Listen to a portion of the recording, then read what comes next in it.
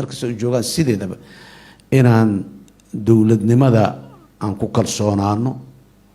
aan saxno khalad la-aan haddana ma aha berrina ma ahaanayso laakiin in aan dadaalno in qaladaadkeena uu yaraado leanna bini aadanaa nahay sideennaba qalad nagama dhammaanayo laakiin inaan yarayno waayo waxaana laga rabo dadku dowladda ha siiyaano fursad kalsooni ha siiyaano sida hadda loo sheegay dabcan dowladduna asbaabtii kalsoonida lagu sii lahaa inay la timaado waa laga rabaa laakiin dowladdu way dadaalee hadda nambarka garsoorka yar iyo shaqada uu qabanaya intay la eg tahay waad aragteen kolley hadda meeshaana warbixinadii lagu bixiyey garsoorayaasha iyo xeer ilaaliyaasha hadda joogahay shalay ma joogin tiradoodan intaa lama ekayn maanta garsoorayaasha xeer ilaaliyaasha iyo koraa loo soo qaaday nambarka waa la soo badiyey laakiin haddana weli nambarkii loo baahnay ma gaarsiisna laakiin alxamdulilah maadaama xarun tababar oo garsoorka laftiisa lagu tababaro la sameeyey way sahlanaan doontaa mar allaaliya markii dhaqaalo yar loo helaba in intii la qaado karo awooddu ay saamaxaysa la qaato hal maalin meeqaa loo baahan yahay inta la yidhaaho garsoorka waa la baafiyaa waxaa la ogeysiyaa dadka waa la qoraa waa loo soo tartamaa imtixaana la galaa kala duwan heerar kala duwan la qoraal bas maahan leh xataa muxuu ah interview afka leh kabacdiyaa la xulaa kabacdiyaa haddana tababarkaas la geliyaa wadadaasuu soo maraa qofku si uu garsooro u noqdo ama muxuu ahaay xeer ilaaliye u noqdo kadibna garsoore ama xeer ilaaliye khibrad leh ayaa haddana lagu sii lifaaqaa haddana in muddo kooban ayuu la sii shaqeeyaa marka in aan dad badan qaadanahay waa la awoodi kari lahay laakiin dadka haddii la qaato xuquuqay leeyihiin xuquuqdoodii in la helo waaye marka cutubkaas iyo cutubyada dhimanba wixii dee siyaasad khuseeyey iyo ciddii siyaasadda iyo dadku ay u wakiisheen oo ha ka hadasha dheheen inna waa ka soo hadashay oo waa ka soo heshiisay inna waa intuu hadda hor yaallo inay dhammaystiraan la rabo marka dadka soomaaliyeed waxaan rabnaa inay ku kalsoonaadaan hay-adaha iyagu ay samaysteen oo ay leeyihiin inay shaqada u qabtaan laguna taageero dowladdu waxay xoog saari doontaa fulinta go-aanada oo soo gaaro garsoorka maxkamadaha xukunada ay soo gaaraan in la fuliyo oo sida maxkamaddu u soo gaartay loo fuliyo markay ka soo dhammaato dabcan process ku jirta haddii gobol ay ka gudubtay racfaan u gudubtay hadday tahay mid meel sare gaaraysa iyo mid kaleba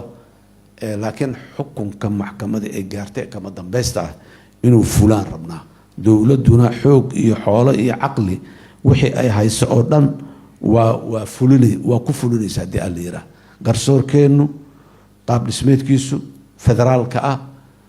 ayaa garsoor waa jiray qaab dhismeed hore u lahay laakiin systemka nidaamka dowladnimadan qaadan in la raaciyo oo la federaaleeyo yaa la isla gartay laakiin waa garsoorkii dadku waa dadkii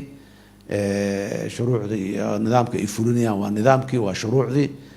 laakiin sida loo qabanayo waaye farsamada laga hadlay ilaa meesha ugu hooseyso ilaa meesha ugu sareysa labada lakab ee garsoorka uu yahay intaba waxaan rabnaa marka dadka soomaaliyeed dadaalkaas socda iyo nafti hurannimadaa socota wiilasha iyo gabdhaha garsoorka ka shaqeeya ay wadaan in maxaanku odahay lagu garab istaago oo lagu waxeeyo garsoorka marka waxaan leenahay guul ayaan u rajaynaynaa dadaalka ay wadaanna waa ku bogaadinaynaa haddii ay yihiin garsoorka iyo haddii ay tahay wasaaradda cadaaladda oo u ah muxuu ahaay wasaaraddii u ahayday ambarel hagaha u ahayd haddii ay tahay waa rajaynaynaa wasaaraddu maadaama cadaaladda iyo dastuurka ay isu saaran yihiin waa wasaaradda la rabo inay isu fuliso oo dastuurkuna uu ka jawaabo cadaaladdiina ay dhaqan gasho cadaaladana mararka qaarkood garsoorka bas kuma eka ee meelaha kale ee hay-adaha kale ay ka khusayso dhan ayaan dhaqan gelinaa dadka soomaaliyeed halkan waxaan rabaa inaan kusoo gabagabeeyo baaq aan ugu baaqayo war dowladnimadu waxay u baahan tahay aqbalaad annagu sideennaba inaan dowladnimada aqbalno waayo taas micnaheeda ma aha dowladnimada in indhaha inta la isku qabsado garab gacanta qar iyo doon meeshay rabtaa kaala dhacda ma aha dowladdu dhexdeedana waxay leedahay wixii ay isku qiimeynaysay isku ilaalinaysay checks and balances afka qalaad lagu dhahayo way leedahay wixii ka soo baxana dadku voicekooda codkooda weli waa ilaalo waayo inay ilaaliyaan laakiin ilaalada wax saxaysa inay noqoto waaye wixii naga khaldamay inaan saxno iyo inaan intaan dumino mid cusub aan soo dhisaynaa aan dhahno waxa waaye way kala duwan yihiin laba shay oo kala duwan waa dadka waxaan leeyahay ha ku dhiiradaano hana u muuqdaano ilaalo dhismo cusub iyo haddaan soo bilaabaynaa inaanay xal u ahayn 35 sano kadibna wax dib loo soo bilaabaya ma jiraan wax walba meeshii ay joogeen inay hore uga socdaanaan rabnaa wax walba meeshii ay joogeen iyo wixii ka qalloocan laga toosiyaan rabnaa wax walba laakiin meeshii aan joognay haddii aan sii joogayno waxaan ku sifoobaynaa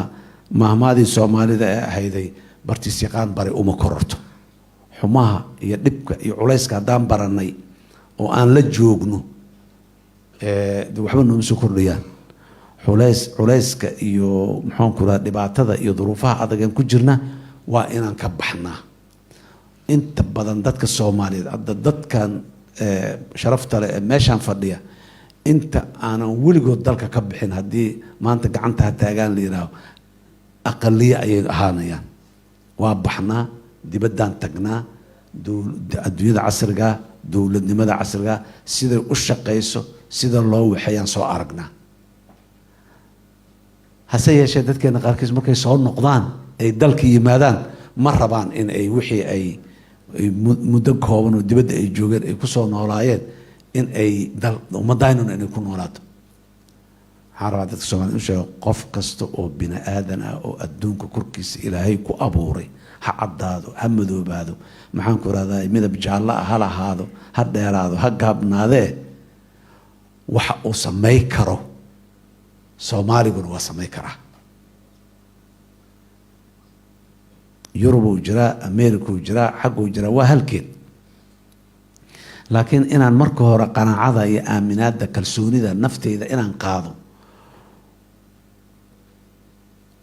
John iyo Taariq iyo Muxsin iyo wuxuu magacu doona hal haadee meesha uu jooga wuxuu uu sameeyay oo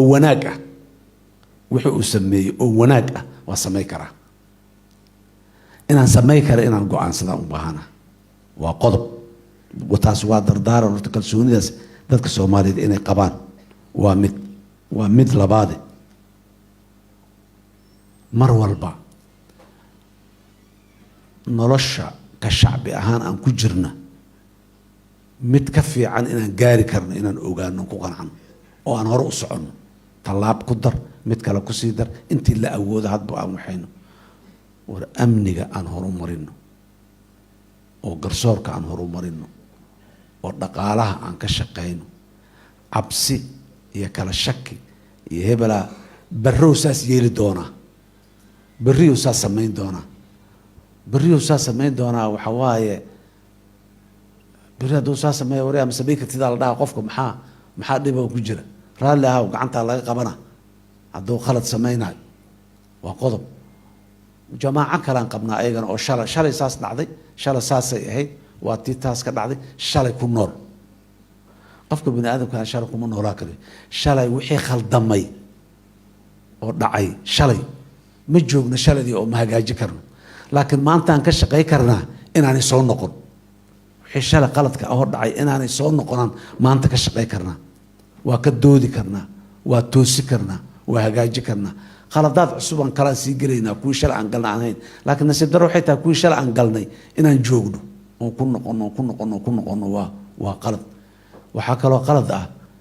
yacni cabsida ah waxaa la yiraahdaa afka qalaad fear of failure inaan fashilaan ka cabsanayaa inaan maxaan ku rahay aan qaldamaan war ma qaldama waa ilaahay waa qaldame bini aadanaa tahay bini aadan oo dhan waa kuwa qaldamana waxaa ugu roon kuwa qaladkooda ka soo noqda yacni waa qaldamayna laakiin waxaan rabnaa qalad ugu talagal ah inaanan khaldamin xabad qaaday qofkaan ku dhufo waa ku talagal laakiin adoo dadaalayo oo ordayo oo soo jeeda haddii qalad kaa dhacahay wuxuu leeyahay cafisna waa leeyahay muxuu ahaaye wax ku saxidna waa leeyahay shalay qaladkaasaa iga dhacay waa ka xumahay maanta in la saxaan rabaana waa leeyahay intaas rabaa inaan marka ugu sii gudbo dadka Soomaaliyeed meesha ay joogaan dadka inay ku hayaan raba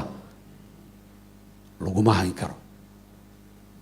xerada aan joognaa 35 sano dawladii u dambeysay dawladay ahayd 35 sano ka hor waa xumeed waa qalloocneed dictator ay ahayd intay ka dhacday xaggay ka dhacday waa meel dawlad kastoo adduunka ka jirtaan waa sidaas maantana ciladay leedahay shalana ciladay soo lahayd laana dadka waxa maamulaya waa bini aadam laakiin kuma jiri karno meesha aan joogno aan fadhino aan joogno iyo looma dhama iyo lama waxayn iyo lagama dhicin dawladnimada fadhiidnimo kuma hayn karno dawladnimada way soconay socodkana in badan oo kamid wanaagay keenay in yar oo khaladaad ana way galay khaladaadka ay gashaa laga saxo qofka gala khaladka qaanuunka man-made-ka bini aadamka hoon samaysanay oo aan ku dhaqano dhahnaya khaladku ka soo baxaya laakiin yaanan khaldamin iyo waxaan rabaa dadka Soomaaliyeed dalka Ilaahay idinkiisa uu soconaya cadawga iyo shabaabka iyo maxaan ku raacay argagixisadana dalka way ka dhamaanaysaa waana laga xoreynaya dawladnimaduna waa xoogeysanaysaa adduunka sidoo u dhaqmo iyo dawladaha adduunka uu leeyahay midda ugu fiican ayaan yeelan karnaa waana yeelanaynaa wadadeena waa ku taaganahay inaan yeelanana waxay naga xigtaa inaan hore u socono waa ka mahad celinayaa mar kale garsoorka iyo dadaalkooda dadka Soomaaliyeedna dadaalkooda waa ka mahad celinayaa inta naftooda u hurtay ee dhiigooda u bixisay in maxaan ku yiraahday dalka oo xor noqdo oo maxaan ku yiraahdaa ka xorooba argagixisada iyo qaab darrada dalka inta u bixisay naftooda waxaan leeyahay Ilaahay jannadii firdawsa ka waraabiyo inta ku dadaalaysa ee taaganna Ilaahay أجر حسنات كاملة الله كسيو أنت قالوا عن أفكا إيو قاب دردا كهذا قذا جدات كتاجنا وحنا لنا الله سوتو سيان لنا أيجن هذه وما زلته والسلام عليكم ورحمة الله وبركاته.